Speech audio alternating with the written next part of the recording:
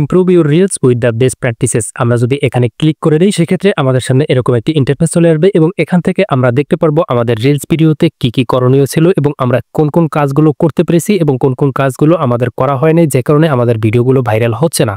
তো এই বিষয়টা প্রত্যেকেরই জানা উচিত। অ্যাকচুয়ালি আমরা যারা ফেসবুকে রিলস ভিডিও পাবলিশ করি তারা আসলে বুঝতে পারি না অনেক সময় মূলত আমাদের রিলস ভিডিওতে মূলত কোন কোন কাজ করা উচিত, যেমন ক্যাপশনটা কিরকম লেখা উচিত, হ্যাশট্যাগ কতটা দেওয়া উচিত, আমাদের ভিডিওটার এক্সপেক্টেড রেশিওটা কেমন হওয়া উচিত, রেজলিউশনটা কেমন হওয়া উচিত, বা আমাদের ভিডিওতে আদার্স কি কি কাজ করলে মূলত ভিডিওটা ভাইরাল হতে পারে, এই বিষয়গুলো আমরা অনেকেই জানি না।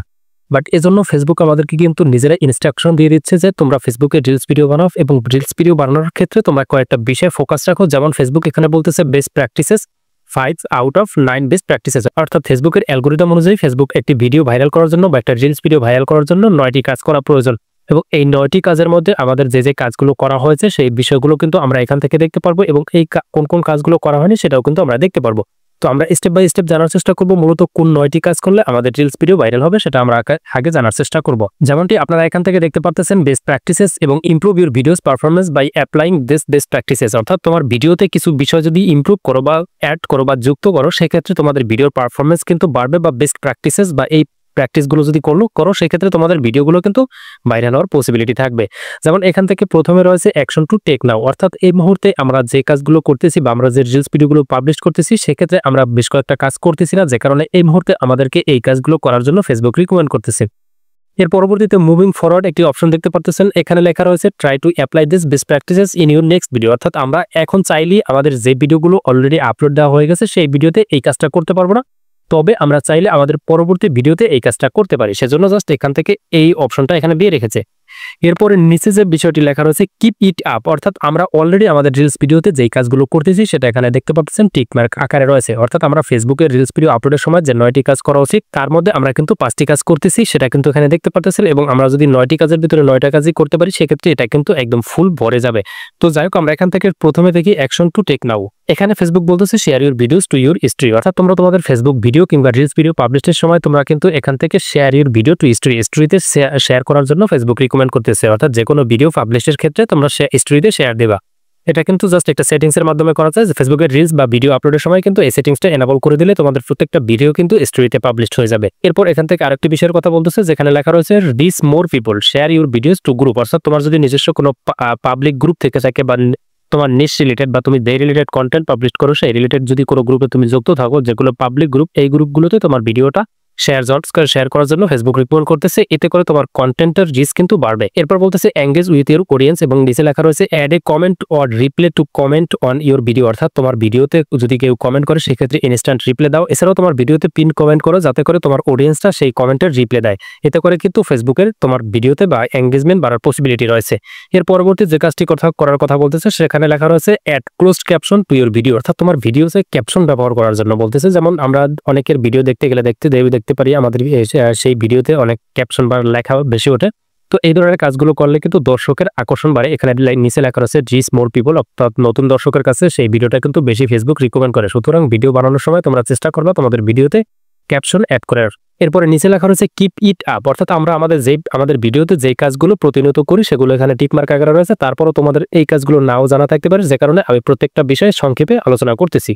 তো এখানে বলা হয়েছে প্রথমে write a description for your video, অর্থাৎ তোমার ভিডিও সম্পর্কে কিন্তু একটা ছোট্ট ডিসক্রিপশন দেওয়ার কথা ফেসবুক বলতেছে, যেটা কিন্তু গ্রাব ইউর অডিয়েন্স অ্যাটেনশন, অর্থাৎ তোমার দর্শকের অ্যাটেনশন আকর্ষণ করবে, যেটা কিন্তু তুমি যদি তোমার ডিসক্রিপশন বা তোমার ভিডিও বা রিলসের ডিসক্রিপশন আকারে বা টাইটেল লেখো সেক্ষেত্রে কিন্তু ওই ক্যাপশনটা তোমার দর্শককে অ্যাটেনশন করবে বা তোমার ভিডিওতে ক্লিক বাড়ানোর জন্য এই বিষয়টা কিন্তু খুবই কাজে আসবে, যেটা কিন্তু আমাদের টিকমার্ক রয়েছে। তোমরা যদি এই কাজটা না করে থাকো সেক্ষেত্রে অবশ্যই করার চেষ্টা করবো। অনেকেই লক্ষ্য করে যারা শুধুমাত্র ফেসবুক ক্যাপশনে বা ভিডিওর ক্যাপশনে হ্যাশট্যাগ দিয়ে ব্যবহার করে, তারা কোনো টাইটেল বা ক্যাপশন লিখে না, সেই কাজটা কিন্তু করা উচিত না। অবশ্যই ফেসবুক ভিডিওতে ক্যাপশন ব্যবহার করা উচিত। এরপর বলতেছে add hashtag to your videos description, অর্থাৎ ডিসক্রিপশনে হ্যাশট্যাগ ব্যবহার করতে হবে যেটা রিচ মোর পিপল, অর্থাৎ নতুন দর্শককে বা বেশি দর্শকের কাছে যেতে সাহায্য করবে। অর্থাৎ তোমরা ফেসবুকের ক্যাপশনে বা ডিসক্রিপশনে যে লেখাগুলো লিখবে সেই লেখাগুলোর পাশাপাশি তোমাদেরকে অবশ্যই হ্যাশট্যাগ ব্যবহার করবা। সেই হ্যাশট্যাগ হতে হবে সর্বোচ্চ 5টা হ্যাশট্যাগ ব্যবহার করতে পারবা। তো এই 5টা হ্যাশট্যাগের ভিতরে প্রথম 2টা হ্যাশট্যাগ ব্যবহার করবা ট্রেন্ডিং হ্যাশট্যাগ, তারপরে 3টা হ্যাশট্যাগ ব্যবহার করবা ভিডিও রিলেটেড হ্যাশট্যাগ, এতে করে তোমার ভিডিওটা কিন্তু বেশি মানুষের কাছে রিচ যাবে। এরপর এখানে বলা হয়েছে ensure your video is at last 720p, improve your video quality, অর্থাৎ তোমার ভিডিওটাকে 720p এর উপরে রাখার চেষ্টা করবা, অর্থাৎ তোমার ভিডিওটা যাতে লো কোয়ালিটির ভিডিও না হয়।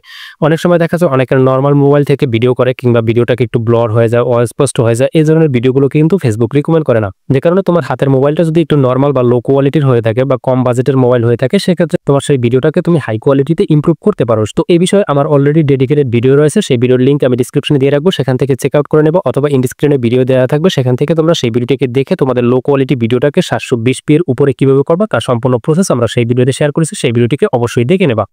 তো এরপরে বলতেছে make sure your video is longer than 3 minute, অর্থাৎ তুমি যদি লং কোনো ভিডিও পাবলিশ করো সেক্ষেত্রে সেই ভিডিওটা 3 মিনিট প্লাস হতে হবে, বা 3 মিনিটের নিচে হলে সেই ভিডিওটা কিন্তু তোমার সেটাকে লং ভিডিও হিসেবে কাউন্ট করবে না, যেটা কিন্তু ইমপ্রুভ ইউর ভিডিও কোয়ালিটি, এটা কিন্তু তোমাকে অবশ্যই করতে হবে যদি লং ভিডিও পাবলিশ করো।